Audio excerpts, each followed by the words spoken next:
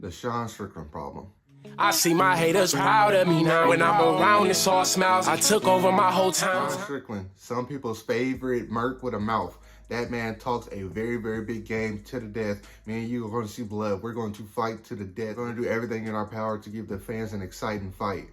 And then he just goes out there and it's the same song and dance for 5 rounds. You haven't hit him significantly enough to hurt him. Why are you not throwing crosses to the wind? You're down 4 rounds to 0 at this point in the fight. It's not close. Just a little bit caution to the wind. 1-2 is not working. It hasn't worked all night. Try something new. That's all we want.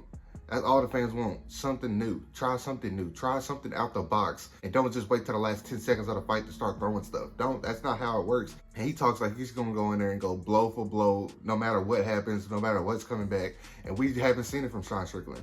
We have not seen that from Sean Strickland. He is 29-7 in his pro MMA career. 15 of those wins are by finish. The other 14 are by decision. And if you look in it deeper, of those 15 wins, 4 of the finish wins have came in the UFC. He has not been an exciting fighter inside the UFC, in my opinion. He has not been the, oh, I got to watch Sean Strickland fight. It's more, I got to watch Sean Strickland talk at the press conference. That's pretty much the highlight of his fights, if I'm being completely honest. Now, when he fought Izzy, yeah, he dropped him. That was a big highlight. But guess what it was? A 1-2, and it just caught Izzy. But in terms of me watching Sean Strickland fight, I'm not entertained. I'm not entertained the way that he says I will be entertained. And I don't like that. I'm not a big fan of it. I mean, his own coach isn't a fan of it.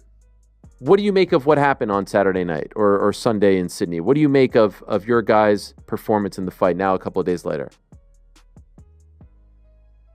Oh, it was just uninspired fighting to me. It just seemed like he was sleepwalking, you know? Yeah, it was tough, man. I was just trying to dig him out of it, you know, through the rounds. I didn't know if he was trying to collect data in the beginning or if it was just a slow start or what was going on. But, you know, as the rounds began to progress, I can just tell that it just didn't feel like he was in it the way most of the times that he is. So, but Dean Thomas went on the Ariel Helwani show the other day, and what he said, I cannot agree with anymore. And especially in particular towards Sean Strickland, you essentially saying he's not who he thinks he is, or he's not who he tells us he is, right?